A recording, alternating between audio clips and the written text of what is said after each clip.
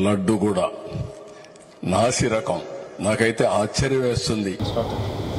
తిరుమల మహాక్షేత్రంలో ఈ 2-3 రోజులుగా వస్తున్న వార్తలను విన్నప్పుడు చాలా బాధ కలిగింది.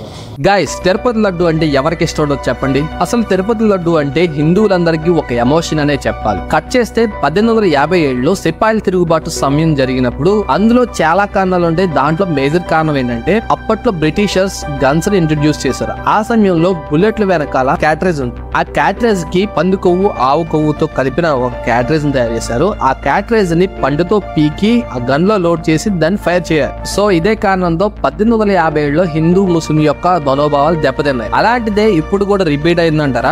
ఇక కథలోకి వెళ్తే సహజంగా లడ్డూను నెయ్యి, శనగపిండి, కిస్మిస్, పచ్చకర్పూరం, జీడిపప్పు వంటి పదార్థాలు వేసి లడ్డూను తయారు చేస్తారు. ఈ విషయం మనకు తెలిసిందే. అయితే ఇప్పుడు మైండ్ బ్లాక్ అయ్యేలాగా ఒక విషయం చెప్పాలంటే, మీరు ఎంతో ఇష్టంగా భక్తి భావంతో కొనుక్కుని తింటున్న తిరుపతి లడ్డూలో మీరు ఊహించే విధంగా జంతువు కొవ్వు అంటే పంది, చేప కొవ్వు కలిసిందని విషయాలు బయట. టీడీపీ గవర్నమెంట్ వచ్చిన తర్వాత లడ్డూ విషయంలో నాణ్యత లేదని తెలుసుకుని దాన్ని టెస్ట్ కి పంపించారు. టెస్ట్ కి పంపిస్తే అందులో కొన్ని భయంకరమైన విషయాలు తెలిసాయి. అదేంటంటే పంది కొవ్వు, పశువుల యొక్క కొవ్వు అండ్ ఫిష్ ఆయిల్ ఇటువంటి పదార్థాలు ఈ లడ్డు ప్రసాదంలో ఉన్నాయని చెప్పి ఆ కమిటీ రిపోర్ట్ ఇచ్చింది. ఇది తెలియగానే ఒక్కసారిగా టీటీడీ ఉలిక్కిపడింది. అయితే మనం భక్తి శ్రద్ధలతో తీసుకొచ్చిన ఈ లడ్డూని మన చుట్టాలకి, మన ఇంటి చుట్టుపక్కల వాళ్ళకి భక్తి శ్రద్ధలతో ఈ లడ్డును పంచుతూ ఉంటాం.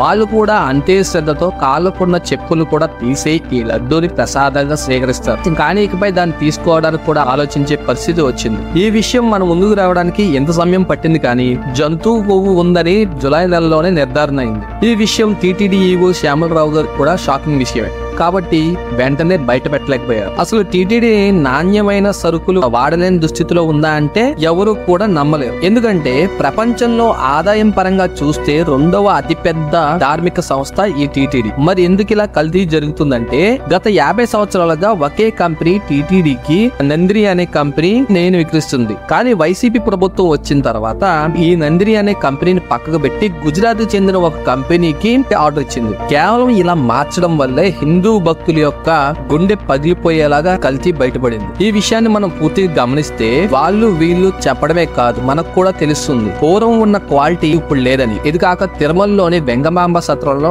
భోజనం చేశా, అక్కడ కూడా క్వాలిటీ లేదు. ఈ విషయం నేను గమనించా. మీలో చాలా మంది కూడా ఈ విషయం గమనించే ఉంటారు. ఇలా ఎంతో అధిక మొత్తంగా ఆదాయం వస్తున్న టీటీడీకి ఇలా కల్తీతో కూడిన ప్రసాదం ఇవ్వడం ఎవరు తప్పుగా మనం పరిగణించాలి? టీటీడీ ఆదాయం అయితే తగ్గలేదు. 2, టీడీపీ హయాంలో ఇది ఎన్నడూ జరగలేదు. 3, హిందూ గుళ్ళో కూడా అడుగు పెట్టలేని స్వభావం కలిగిన వైసీపీ నాయకులు ఇది చేశారంటారా, లేక హిందూ మతంపై ఉన్న వ్యతిరేకతగా పరిగణించాలా? ఈ విషయంలో తప్పు వైసీపీదా లేక టీడీపీదా లేక టీటీడీదా అని నేను మాట్లాడడం లేదు. కానీ ఈ రాజకీయ కారణంగానో లేదా డబ్బు ప్రాధాన్యతగానో ఆలోచించి హిందూతత్వాన్ని బస్టు పట్టించడం ఎంతవరకు కరెక్ట్ అనేది నేను అడుగుతున్నా. ఈ విషయంపై మీ స్పందన ఏంటి? మీరు కామెంట్ లో తెలియజేయండి.